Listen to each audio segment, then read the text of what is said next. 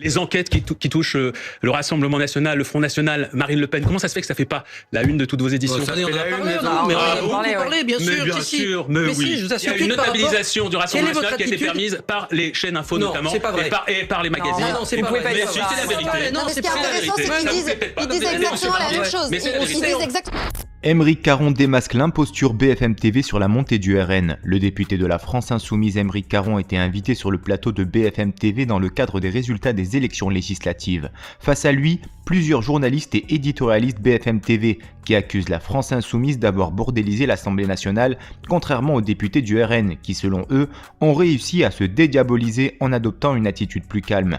Des mensonges inacceptables selon le député LFI Aymeric Caron qui, comme vous allez le voir, ne va pas passer par quatre chemins pour démasquer les mensonges et l'hypocrisie des journalistes de BFM TV. Avec tout le mal qui a été raconté sur ce mouvement depuis 2 ans, et je sais parce que je suis un des éléments particulièrement ciblés dans ce mouvement, toute la calomnie qui a été déversée sur ce mouvement, vous étonnez qu'aujourd'hui, dans des sondages, des personnes aient une mauvaise image de notre mouvement. Alors, il y a quand même des manœuvres qui sont totalement hypocrites et dont vous avez parfaitement conscience.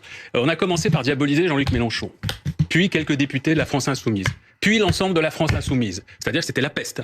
Jean-Luc Mélenchon était la peste. Puis ensuite, ce furent d'autres députés. Puis ensuite, ce fut l'ensemble de la France Insoumise, qui était devenu le parti antisémite de France. Oui.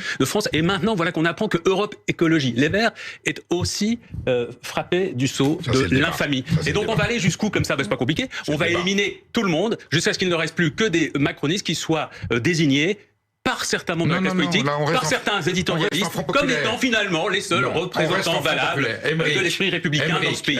Donc à un moment, il faut arrêter l'hypocrisie. Il n'y a aucune raison que la France Insoumise soit absente de ce nouveau gouvernement. Là, on parle de manière extrêmement générique. C'est ce qu'elle dit, quelque chose qui ne veut rien dire. Moi, les premières fois où j'ai pris la parole, je me suis fait insulter dans l'hémicycle par des gens de la majorité macroniste, par des gens du Rassemblement National. C'est arrivé à plein de personnes de mon groupe, des femmes qui prenaient la parole, qui prenaient des remarques sexistes, venus de macronistes. Voilà, et ça, notre groupe ne s'est jamais livré à ce genre de manœuvre. Donc, à un moment, il faut juste un peu regarder les choses avec un minimum d'objectivité. Quand pas la même analyse des échanges juifs, évidemment, c'est l'histoire même de l'Assemblée qui est comme ça.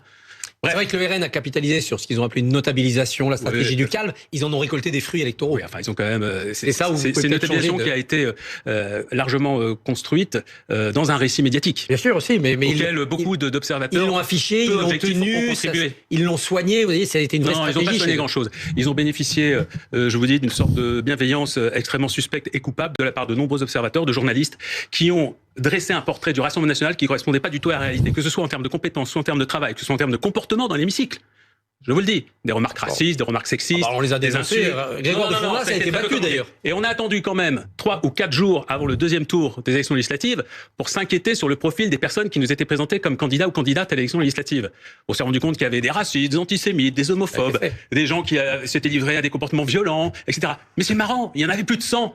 Et c'est marrant, personne s'est inquiété. Les enquêtes qui touchent le Rassemblement National, le Front National, Marine Le Pen, comment ça se fait que ça fait pas la une de toutes vos éditions?